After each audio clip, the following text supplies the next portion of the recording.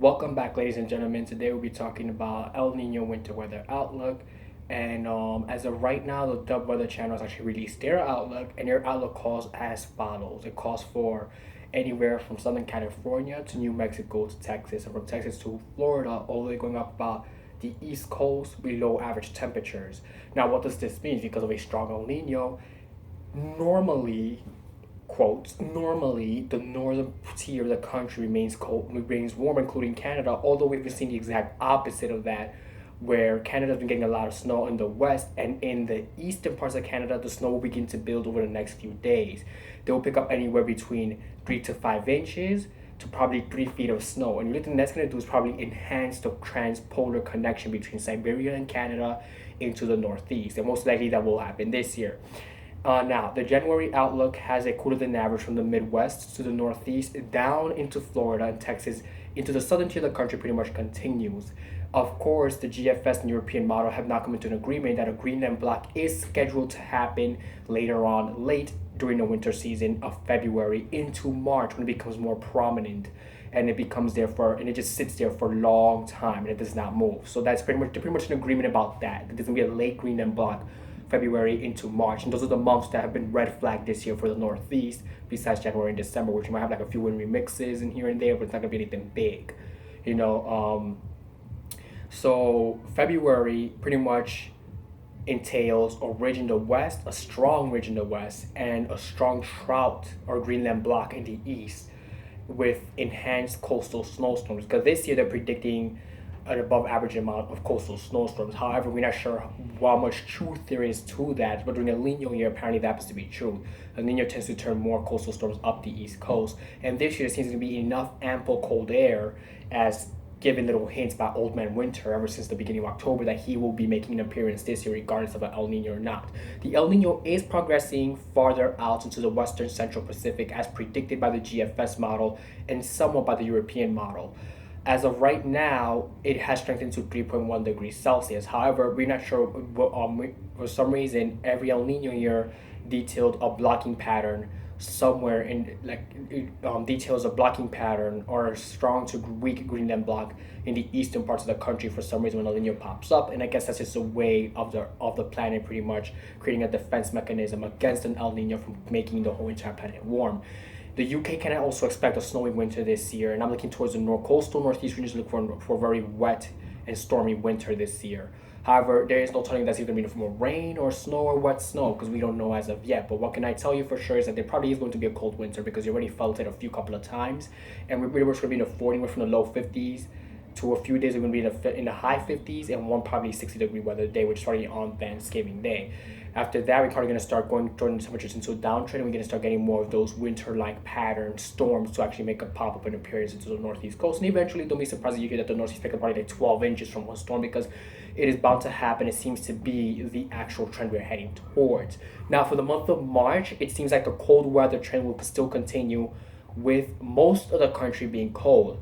The plains, the Midwest, Texas, anyway, all the way to the northeast coast, going all the way up to the northern eastern parts of Canada, and the plains of Canada as well could be dealing with cold weather. Then we hit April, where April it gets mostly warm for most of the country, especially the northeastern part of the country, where anywhere from New Jersey north and Pennsylvania north, you still have the cold weather to persist.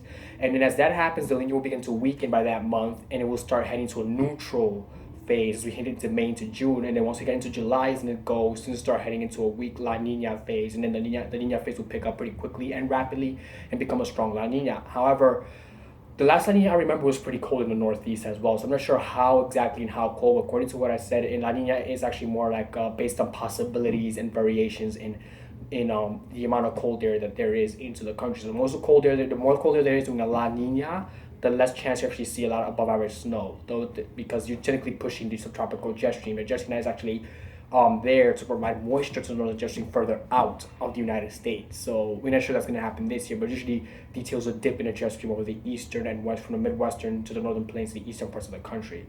So that was Weather Channel's outlook.